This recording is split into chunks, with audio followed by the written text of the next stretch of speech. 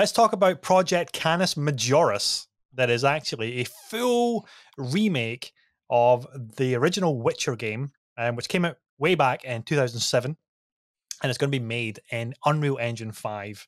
So just those two statements get me kind of salivating, because I'm a huge Witcher fan. I never obviously played the first one because it was PC only way back then, and it was a really unknown niche Eastern European tiny developer, based on a series of books which were unknown really outside of Poland. And here we are today, the mega franchise that Henry Cavill is abandoning, the son of a bitch, because he's got to go play. He's got to go play Superman, of course, Superman, and a bunch of other stuff, and starring in the new Enola Holmes movie. But this is hugely exciting. I know Sarah's a huge Witcher fan, so I'll let you take the lead on this one. What are your thoughts, Sarah? this is so cool. I'm so excited for this. I think that we've been talking a lot about things that are getting remakes, like in the last few episodes. And this is kind of perfect for me because I didn't play the first game, nor the second game, actually. So I'm hoping that they go ahead and do a remake of that, and then I can play all of them in their full fancy prettiness. But I'm super, super psyched for this.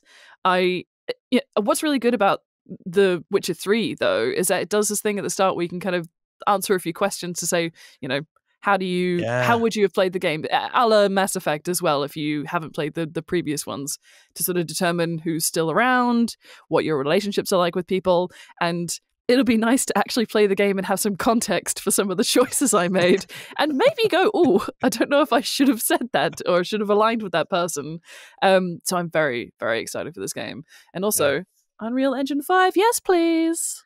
Very exciting. It's going to be so pretty. It's going to be so pretty. It's funny because The Witcher 1 was so jank, and it looks horrible by today. Like even if you stack up against 2007 games, it looks fucking awful. Like it looks really bad, even by 2007 standards. So they have to remake it, rebuild everything. So it's obviously going to be a very long time before it comes out. I'm excited because they'll have to change everything. Like the mechanics were super jank back then. They'll need to really modernize every system in that game. And it's exciting to see what they can do with it, because the jump from Witcher 1 to Witcher 2 Assassins of Kings, which eventually did come to the Xbox 360. I don't know how they did it, but it did come out, and it was fantastic. That was my first experience of Witcher games.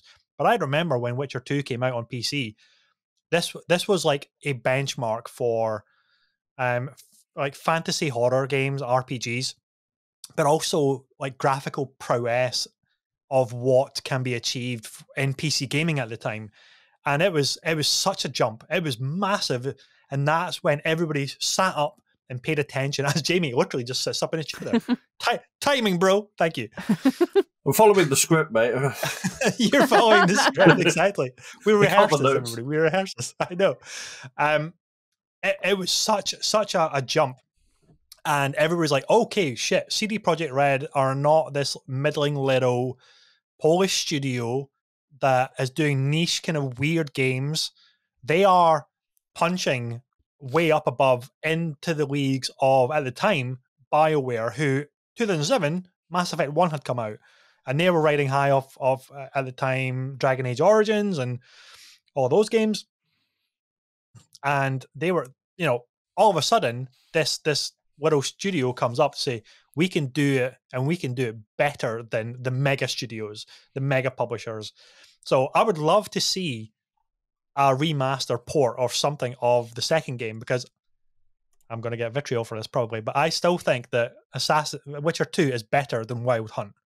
And I stand by that. It's such a good game. For various reasons, I think it's a bit more focused. Combat is differently. It's a bit more timing based rather than hack and slashy a little bit from the third game. I love the open world nature of Wild Hunt, but I still think the pure focus of Assassins of Kings, Witcher 2, is just better. And potions have, I don't know, the way it kind of teaches you about potions and having to research the monsters, it felt more prevalent in 2 than it does in 3, even though it is in 3. I don't know. Maybe it's just a personal opinion, but I do think it's better. I've not played 2, so I can't speak to it. But I was obsessed with 3 to the point where I just played the ever living shit out of it. I played so much of it.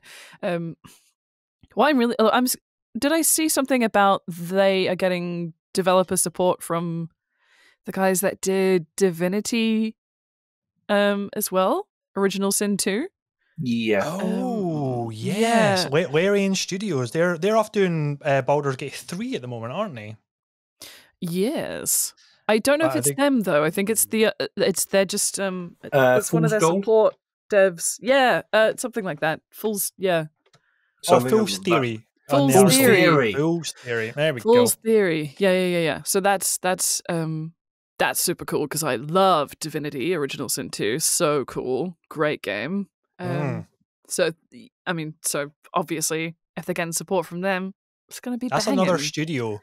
That's another studio and series that completely changed gamers' expectations of what a fantasy RPG can be.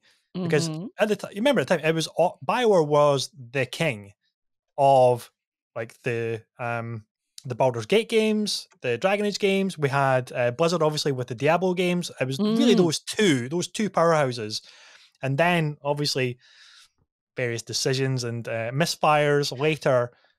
We get new studios kind of coming up to say, actually, we can do a better Diablo, we can do a better Baldur's Gate, we can do a better fantasy Dragon Age style of game, and these are these new franchises which came out of those kind of like phoenixes from the fire.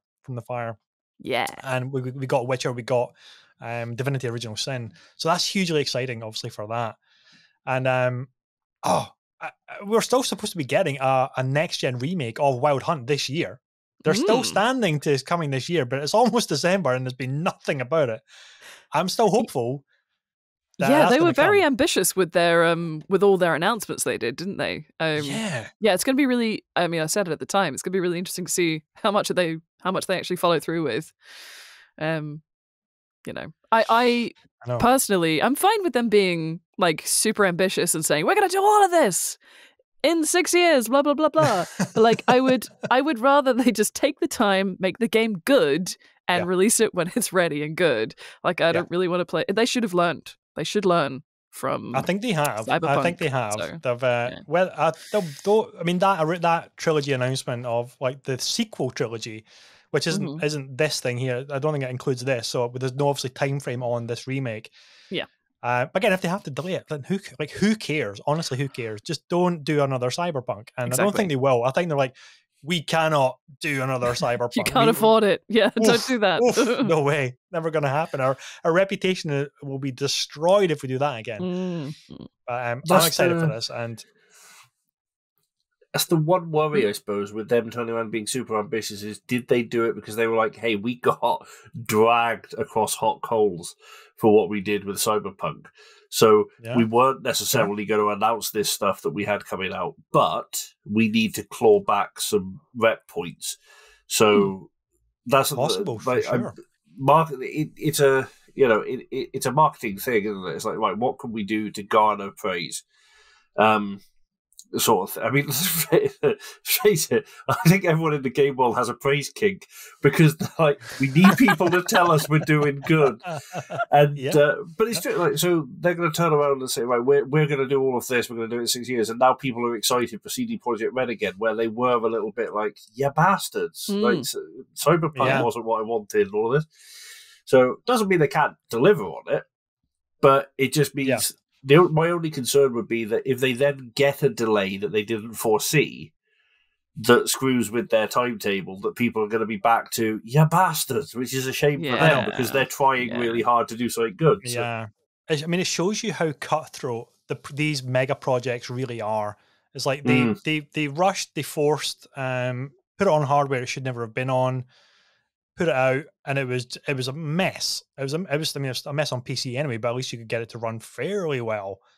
But then all of that goodwill from years of the Witcher games and fan service and not having DRM and things like that, and the GOG store and everything, they were like the poster child for these are our favorite indie studio of all time because they're gamers first. They put out banger titles. They respect the gamers, yada yada. And then Cyberpunk completely decimated that. Totally decimated that. And that's one project. Okay, it's a huge project. And then they fixed it all and things like that. But again, that's major brand damaging. Yeah. And a lot of studios would not come back from that. And they obviously have come back from it, which is great, because I don't want to see CD Projekt Red go under for something like that at all. I don't want to see any studio go under for making a mistake on that scale. But then they get to say, I think you're right, Jamie. It's like, okay, now we need to get what we had back from and if there's one franchise that's going to do it for us, it's the Witcher franchise, because we know fucking everybody loves The Witcher. Yeah. And we're still riding high from the Netflix show, and that's doing really well. And then people know and want sequels, but what about the very first game? Let's reinvent the first game as well. So this has got people buzzed again and talking about CD Projekt in a favorable light, and excitement for what these games could look like and where they could go and all that kind of awesome stuff, which again, we're excited just talking about it and thinking about it. And that's great for, share values for the shareholders as well as the fans. Yeah, I'm that's sure important. it is. That's important. If they're not happy, the studio gets shut down. So that's important. Yep. It shows we are, as a community, somewhat fickle. Like gamers can be incredibly fickle. I mean, you look at. I know I constantly, partly for comedic value, rant about Halo, but I am very disappointed with the direction that they've taken. But I will keep giving them a try. That's the thing. When they do actually release campaign co-op, I will play it. When an update comes out for the multiplayer, I will try it. Yeah. When they release another Halo game in the future, I'll be there with bells on, ready to play, because it's the franchise I love. And the studio was a modicum of trust from me. They've eroded it with the decisions they've made, because eventually there comes a point where you have to look at it and think, this company is going in a different direction. They're no longer doing what I wanted to do. But I have seen a subset of the community be like, "What? No campaign on the multiplayer is not Halo 3 multiplayer. Get fucked, I'm gone." And that's it. And they're done. They're not coming back. But that's too extreme. Yeah, way too extreme. If you show them some bells and whistles in a trailer in 6 months' time, they'll be like, "Halo's the best thing ever again," and we'll play nothing but for 6 months. It's the ups and downs and the roller coaster of the fickle nature of certain parts of the gaming community is dizzying at times.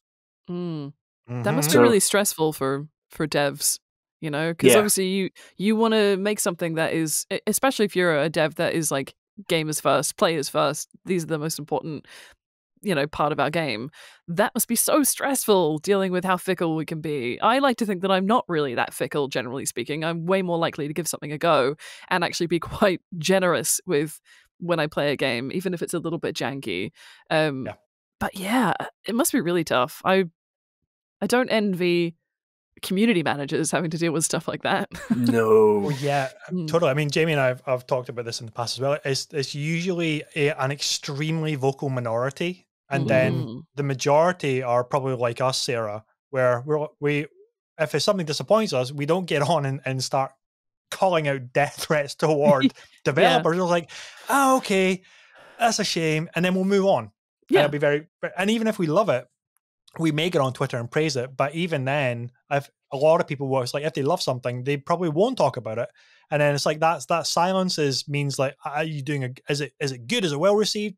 There's not always that feedback, but there's definite feedback from this ultra toxic minority that will say, we hate you, this is terrible, what have you done to our franchise, blah blah blah blah blah. And that's just awful. And it is that extreme, that kind of bipolar